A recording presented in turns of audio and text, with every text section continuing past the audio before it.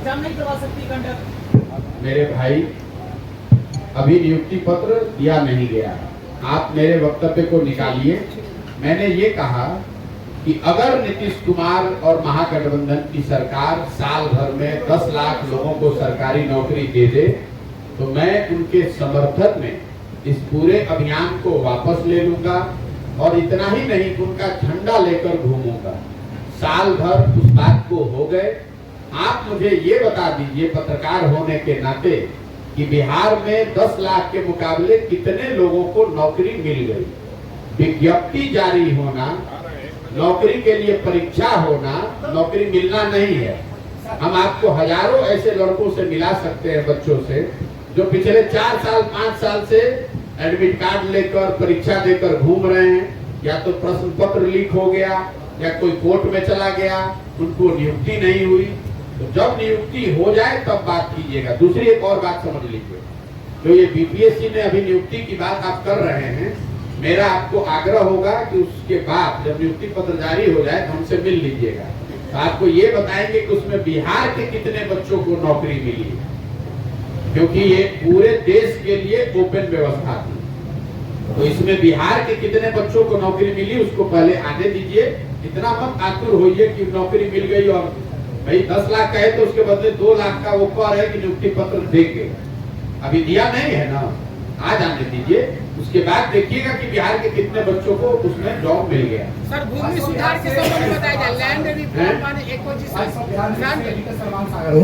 आपने उन कमियों को सुधार कैसे किया जाएगा, उनमें सुधार कैसे लाए जाएंगे, और ये सुधार क्या प्रशांत कुमार ही ला पाएंगे या फिर कोई भी? बिल्कुल आपने सही सवाल पूछा। ये जो पूरा अभियान है वो इसी बात को समझकर आगे इसके सुधार के लिए है कि हमारी अपनी समझ ये है कि बिहार में इन सारी समस्याओं के जड़ में समस्या ये है कि लोग अपनी परेशानियों और समस्याओं के बावजूद अपने लिए, अपने बच्चों के लिए वोट नहीं करते। वोट बिहार में जाति पर करेंगे, धर्म पर करेंगे, 5 किलो अनाज के लिए करेंगे, अयोध्या में राम मंदिर बने इसके लिए करेंगे, पुलवामा के लिए करेंगे, या लालू जी के डर से भाजपा को और भाजपा के डर से लालू जी को करेंगे। यहाँ पर लोग बच्चों के पढ़ाई के लिए, रोजगार के लिए, सड़क के लिए, फैक्ट्री के लिए वोट करते ही नहीं। अगर आप इस अभियान को नजदीक से देखिएगा तो हर गांव में 4000 से ज्यादा गांव में मैं ये सवाल पूछता हूँ लोगों से, उनके बच्चों के सर पर हाथ रखवा कर हाथ उठवाता हूँ कि बताइए कि आपने जीवन में कभी पढ़ाई और रोजगार के लिए वोट किया है कि नहीं। और आज तक बिहार में हमको कोई आदमी अभी तक नहीं मिला, पत्रकार हो कि प्रबुद्ध हो कि शिक्षक हो कि अनपढ़ है कि मजदूर है, जिसने ये कहा हो कि हमने भैया पढ़ाई के लिए वोट किया है। तो इस अभियान का लक्ष्य ये है, 3 जो लक्ष्य है। पहला कि यहाँ पर की जो ग्रास रूट की समस्याएं हैं उसको गंभीरता से जमीन पर उतरकर समझा जाए, और हर पंचायत के लिए, इसको आप याद रखिए, मैं पदयात्रा सिर्फ रोड के लिए नहीं घूम रहा हूँ। अगर 1 महीने में सीतामढ़ी में हूँ तो यहाँ के हर पंचायत के अगले 10 साल के विकास का योजना बना रहे हैं, ताकि जब ये पदयात्रा पूरी हो तो बिहार के 8500 पंचायतों के आगे 10 साल का ब्लूप्रिंट बनाकर जारी किया जाए। दूसरा, अगर योजना होने से तो बात सुधार होगा नहीं, लोगों को, सही लोगों को चुनकर आना है। तो सबसे पहले उसके लिए जरूरी है कि समाज को इस बात के लिए तैयार किया जाए कि आपने दलों को, जात को, धर्म को, नेताओं को बहुत वोट दे दिया, एक बार अपने और अपने बच्चों के भविष्य के लिए वोट दीजिए। तीसरा ये प्रयास है कि अगर आपके पास योजना हो, समाज में समझ भी हो, तो भी विकल्प तो होना ही चाहिए। तो हर प्रखंड पंचायत से ऐसे लोगों को ढूंढ कर निकाला जाए जो इस परिकल्पना से जुड़कर बिहार में एक नया विकल्प, नई व्यवस्था बनाना चाहते हैं। और इसीलिए आप देख रहे हैं कि जब पदयात्रा पूरी होती है तो हर जिले में, आपके सीतामढ़ी जिले में भी करीब 60,000 लोग इससे जुड़ेंगे। उन 60,000 लोगों की मदद से यहाँ पर जिले में, प्रखंड में, पंचायत में, गांव स्तर पर पूरा संगठन बनाकर ही मैं बाहर निकलूंगा। और वो उन पर है कि अब यहाँ पर नया विकल्प कैसे बनाएं। आपका जो सवाल था, प्रशांत किशोर इसको बिल्कुल नहीं सुधार सकते हैं। 1 प्रशांत किशोर आए कि 20 प्रशांत किशोर आए, इसको अगर सुधरना है तो तभी सुधरेगा जब बिहार की जनता अपने आदतों में, अपने वोटिंग में सुधार करे, तभी सुधार होगा। हमारी भूमिका एक सूत्रधार की है, टीचर की है, कुम्हार की है, जो गांव-गांव जाएं और लोगों को ये समझाएं, बताएं कि कैसे वो अपने और अपने बच्चों का जीवन बिहार में सुधार सकते हैं। सर, लैंड रिफॉर्म और एक्विजिशन पर आपने कहा है, भूमि सुधार और अधिग्रहण की समस्या पर आपने बताया है, इस पर कुछ बताएगा सर, भूमि सुधार की समस्या। बिहार देश के कुछ गिने चुने ऐसे राज्यों में है जहां 75 साल में, पिछले 75 साल में ना भूमि की मापन की व्यवस्था की गई, न भूमि के डिस्प्यूट को, ओनरशिप को क्लियर किया गया। नतीजा ये है कि करीब करीब 50% जमीन डिस्प्यूटेड लैंड है। यहाँ हम लोग कहते हैं बिहार में जमीन नहीं है, जनसंख्या बहुत ज्यादा है, वो तो एक पहलू है। दूसरा पहलू ये है कि जमीन का मालिकाना हक क्लियर नहीं होने की वजह से आप देख रहे हैं, कभी सरकार ने जो डिजिटाइजेशन शुरू किया तो आपकी जमीन दूसरे के नाम पर, दूसरे की जमीन आपके नाम पर हो गई। पिछले 25-30 सालों से जमीन का मालिकाना, आपके दादाजी थे, आपके पुरखे थे, उनकी मृत्यु हो गई और उन्हीं के नाम पर अभी तक रसीद कट रहा है, उसका कोई बंटवारा नहीं हुआ, मालिकाना हक नहीं है। तो आपके पास जमीन है लेकिन आप उस जमीन को गिरवी रख के लोन लेकर व्यापार नहीं कर सकते। आपको कल जरूरत पड़ जाए तो आप उस जमीन को बेचकर अपने परिवार के लिए कुछ कर नहीं सकते। इसलिए लैंड की जो प्रोडक्टिविटी है वो बहुत कम है। जो जमीन है उसका मालिकाना हक ही नहीं मालूम है तो पता उस लैंड का उपयोग क्या होगा। जिसके हाथ में है वो अपना धान चावल गेहूं किसी तरह कर रहा है, चला रहा है। तो जब तक यहाँ पहले सिरे से जो काम अंग्रेजों ने किया उस काम को यहाँ दोबारा जमीन को सिरे से फिर से नापा जाए, उसके ओनरशिप को एस्टेब्लिश किया जाए और लोगों को एक पारदर्शी व्यवस्था दिया जाए ताकि ये पता चल सके कि किस जमीन का मालिक कौन है, ताकि हर व्यक्ति अपनी स्वेच्छा के अनुसार अपने जमीन का सबसे बेहतर उपयोग कर सके। चाहे वो जमीन का को गिरवी रख के उस पर लोन कर्जा लेके व्यापार करे या उस पर उन्नत कृषि करे या उस पर मार्केट बनाए या जो भी काम वो करना चाहे। अभी यहाँ पर जितनी जमीन है उसका एक बड़ा हिस्सा ऐसा है कि उसके मालिक जो भी हैं पेपर पर वो क्लियर नहीं है, जिसके वजह से जमीन की प्रोडक्टिविटी बहुत कम है। 2023 में आप अपना उम्मीदवार उतारेंगे क्या? जी 2023 में आप अपना उम्मीदवार उतारेंगे? 23 में तो कौन सा चुनाव? आने वाले सब लोकसभा और विधानसभा चुनाव में जन सुराग की क्या रहेगी भागीदारी? भाई जन सुराज तो कोई दल है नहीं। जो बात मैंने पदयात्रा के शुरुआत में कही है, ये दल नहीं है, प्रशांत किशोर इसके नेता नहीं है। हमारा काम है कि पूरे बिहार में घूमकर इन समस्याओं को समझें और हमको भगवान ने जो शक्ति बुद्धि साधन व्यवस्था दिया है, बिहार के विकास के लिए एक हर पंचायत वाइज नया ब्लूप्रिंट बनाया जाए। हर पंचायत से ऐसे लोगों को ढूंढ कर निकालें जो बिहार में समझते हैं कि एक नया विकल्प बनना चाहिए। जब ये सारे लोग साथ में आएंगे तो वो लोग मिलकर निर्णय लेंगे। जिन जिलों से पदयात्रा हो गई वहां पर जो लोग जन सुराज के पुरोधा या संस्थापक बन रहे हैं, ये निर्णय उनको करना है कि चुनाव लड़ना है कि नहीं लड़ना है। उदाहरण के तौर पर जब पहले 5 जिलों में हम लोगों ने पदयात्रा खत्म की तो एक एमएलसी का उपचुनाव हुआ। तो उन 5 जिलों के जो जन सुराज के साथी थे उन्होंने ये तय किया कि भैया हम लोग को ये उपचुनाव लड़ना चाहिए। तो एक जन सुराज में से ही एक शिक्षक निर्दलीय उम्मीदवार के तौर पर चुनाव लड़े और जन सुराज के साथियों ने मिलकर उनका सहयोग किया और उनको जिताकर लाए भी। तो लोकसभा को लेकर चुनाव जन सुराज से कोई लड़ेगा कि नहीं, इस पर 2 टिप्पणी मैं कर सकता हूं। पहला, जन सुराज जब दल नहीं है तो जन सुराज तो लड़ नहीं सकता है, लेकिन जन सुराज परिवार से जुड़ा हुआ कोई व्यक्ति अगर चुनाव लड़ता है या तय करता है जन सुराज सीतामढ़ी परिवार के हमें चुनाव लड़ना है, तो ये संभव है कि वो अपने बीच से किसी को चुनाव लड़ाए।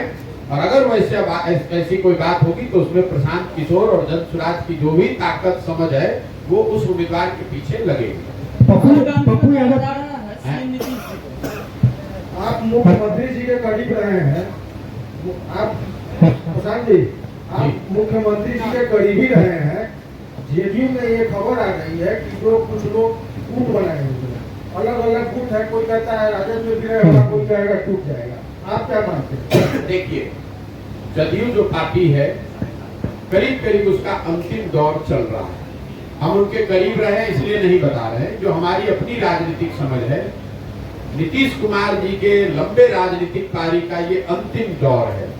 मेरा अपना मानना है कि लोकसभा चुनाव तक उनका दल इसी स्वरूप में बना रहेगा, लेकिन लोकसभा चुनाव में जदयू को करारी हार मिलेगी। मैं जदयू की बात कर रहा हूँ, महागठबंधन की बात नहीं कर रहा हूँ। जदयू को करारी हार मिलेगी, उसके बाद उस दल का विघटन होना निश्चित है।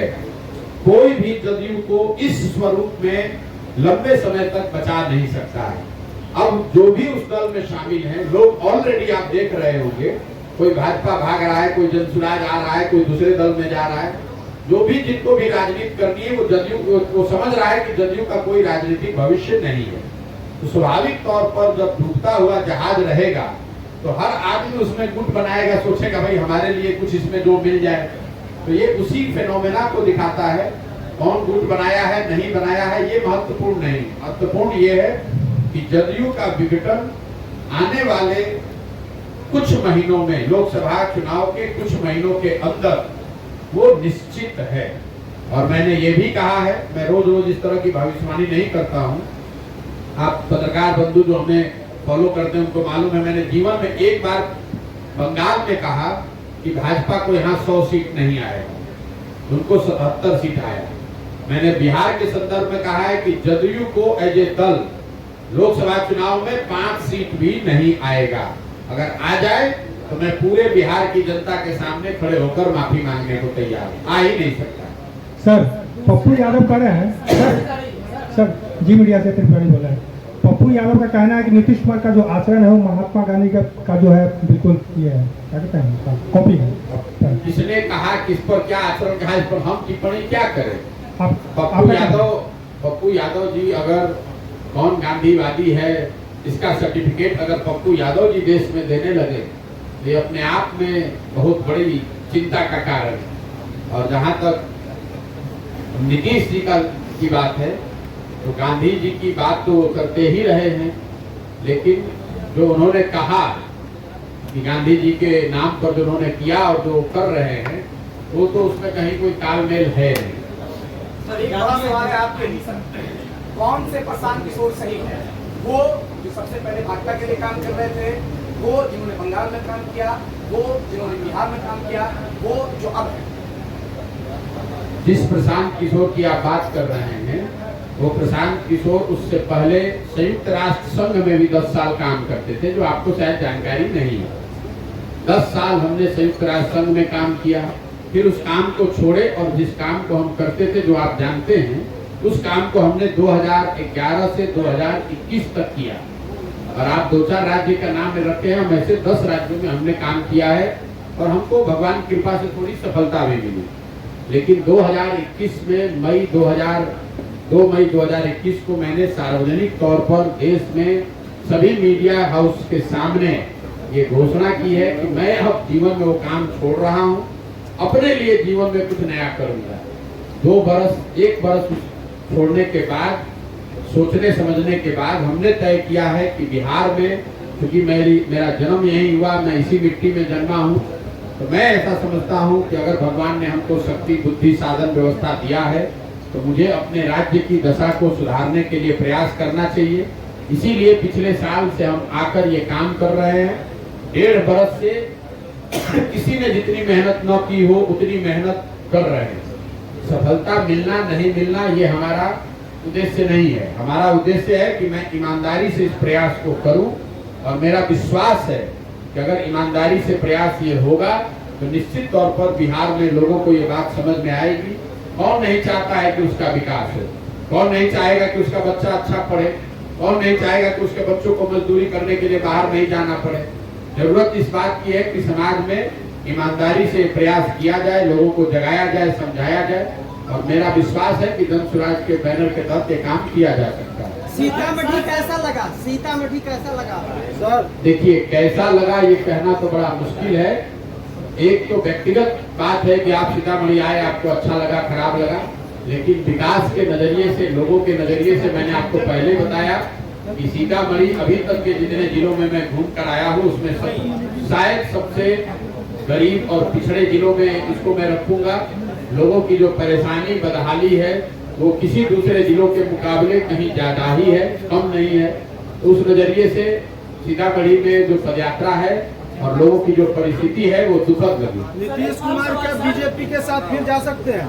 और नीतीश कुमार किसके साथ जा सकते हैं ये खुद स्वयं नीतीश कुमार भी नहीं बता सकते। नीतीश कुमार की जो राजनीति करते हैं, आप लोग भी पत्रकार हैं, बिहार में लंबे समय से उनको आपने देखा होगा। नीतीश कुमार जी की राजनीति का जो तरीका है कि वो एक दरवाजा रखते हैं जो सामने पब्लिक को दिखता है। अभी वो दरवाजा महागठबंधन है। बगल में एक वो खिड़की खोल के रखते हैं जिससे कि अगर जरूरत पड़े तो हवा पानी आ सके, और पीछे एक रोशनदान रखते हैं जो अगर जरूरत पड़े तो अंतरात्मा की आवाज पर जिससे उछलकर दूसरे जगह चले जाए।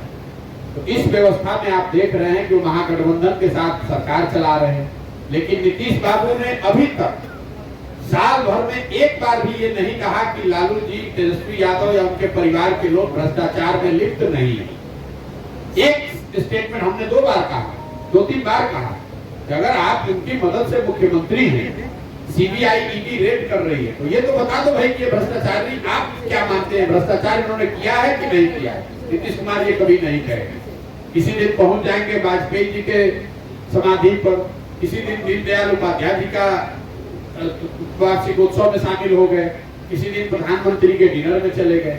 ये उनकी खिड़की है। ये खिड़की दिखाकर दरवाजे को बताते रहते हैं कि देखो भैया, अगर तुम्हारे यहाँ से हवा पानी नहीं आएगा तो खिड़की से रास्ता निकाल लेंगे। और हरिवंश जी उनके रोशनदान है। आप जरा समझिए, जिस राज्यसभा में हर कानून को बनाने के लिए इतनी दिक्कत होती है, भाजपा का अगर वहां कोई कानून गिर जाए तो सरकार गिर जाएगी। वहां पर सबको हटाया गया, लेकिन उप सभापति हरिवंश जी को भाजपा ने नहीं हटाया, जदयू ने भी नहीं हटाया। ऐसा क्यों भाई? बिहार विधानसभा विधान परिषद में अध्यक्ष बदल दिए गए, राज्यसभा का उपाध्यक्ष नहीं बदला गया। वो इसलिए कि हरिवंश जी वही रोशनदान है कि कल होकर नीतीश बाबू को जरूरत पड़ जाए तो उनके माध्यम से भाजपा के लीडरशिप से वो बात कर सके, भाग सके। नीतीश कुमार जी के जीवन में आज इतनी ही प्राथमिकता है कि किसी तरह मेरी कुर्सी बची रहे, बिहार जाए चूल्हे भाड़ में, जिस व्यवस्था से भी हम बने रहे, बस उनकी इतनी प्राथमिकता रह गई है। और इसके लिए कोई आपको पत्रकार और प्रशांत किशोर होने की जरूरत नहीं है। बिहार का बच्चा बच्चा इस बात को जानता है। पटना में जो दीघा पुल जो बना है सर, जातीय सर्वे पर पहली बात तो ये जनगणना नहीं है, और आप लोग रोज ये गलती करते हैं। ये जनगणना नहीं है, सर्वे है। जब सर्वे हो रहा था, होने की बात हो रही थी, तब से मैं आपको लगातार कह रहा हूँ कि किसी प्रकार के सर्वे से जिससे समाज की संख्या, उनकी स्थिति के बारे में बेहतर जानकारी हो, उसमें कोई दिक्कत नहीं।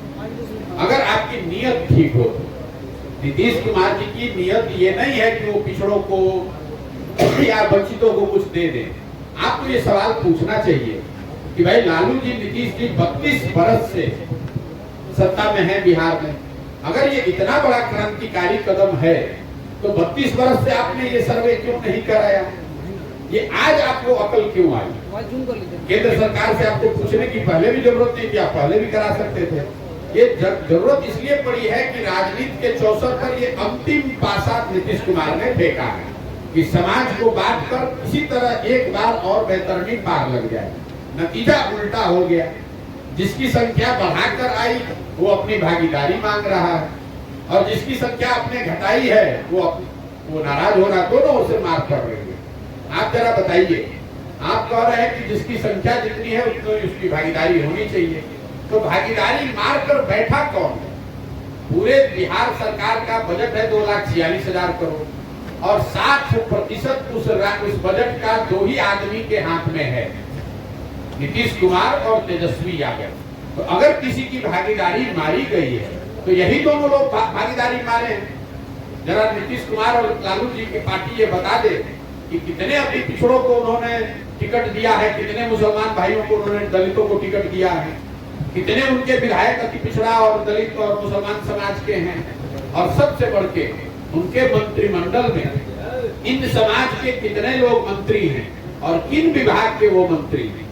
तेजस्वी जी 3 विभाग के मंत्री हैं। उन विभागों का बजट जरा देख लीजिए, और अगर अति पिछड़ा और दलित समाज का अगर कोई मंत्री है तो उसका डिपार्टमेंट जरा देख लीजिए।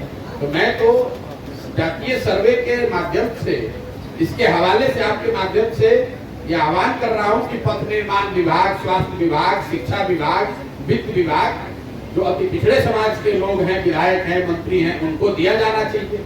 तुरंत उनको भागीदारी दीजिए। ये 32 साल से हकमारी करने का काम सिर्फ 2 लोगों ने किया है, वो है लालू यादव और नीतीश कुमार। अब इन्होंने मारा है और यही लोग हल्ला मचा रहे हैं। चोर मचाए शोर वाली बात है। 32 साल से आप लूट कर बैठे हैं और आप कह रहे हैं कि वंचित को, दलितों को, अति पिछड़ों को अधिकार मिलना चाहिए। अरे भाई, तो आपको किसने रोका है? तुरंत दीजिए अधिकार, तुरंत एक मुख्यमंत्री बनाइए उन समाज से। अच्छे जो विभाग हैं, जो बड़े विभाग हैं, जिनका समाज में प्रभाव हो सकता है, उन विभागों में उन समाज के लोगों को मंत्री बनाइए। अभी लोकसभा का चुनाव होगा तो उसमें देखिएगा कि कितना अति पिछड़ा और दलित और मुसलमान को टिकट देते हैं ये लोग। सर, आपने तमाम समस्याओं का जिक्र किया है, लेकिन बिहार के प्रतिभाओं को सम्मान नहीं मिल पाता है। चूंकि पंकज त्रिपाठी जी को मिला है राष्ट्रपति पुरस्कार का जिक्र है, लेकिन बिहार सरकार अभी तक इस प्रकार के किसी प्रतिभा को सम्मान नहीं दे रहे हैं, ना ही उसके उत्थान की बात। क्यों मिलेगा आपको सम्मान? आप देश के सबसे गरीब, सबसे पिछड़े, सबसे ज्यादा भुखमरी और अशिक्षित समाज हैं, तो आपको सम्मान नहीं, आपको गाली मिलेगी जो हम लोग को मिलती है। बिहार का आदमी जब भी बिहार के बाहर जाता है तो उसको बिहारी कहने में अपमान महसूस होता है। एक पंकज त्रिपाठी, एक मनोज वाजपेयी, एक कोई आदमी IAS बन जाए, एक कोई प्रशांत किशोर, पूरा बिहार का समाज नहीं है। सच्चाई ये है कि हर एक प्रशांत किशोर, हर एक पंकज त्रिपाठी के बदले बिहार के 10 लाख बच्चे वहीं 19 शहरों में मजदूर हैं, कूड़ा साफ कर रहे हैं, सब्जी बेच रहे हैं, ठेला चला रहे हैं। तो आपको सम्मान कैसे मिलेगा? Sir, water management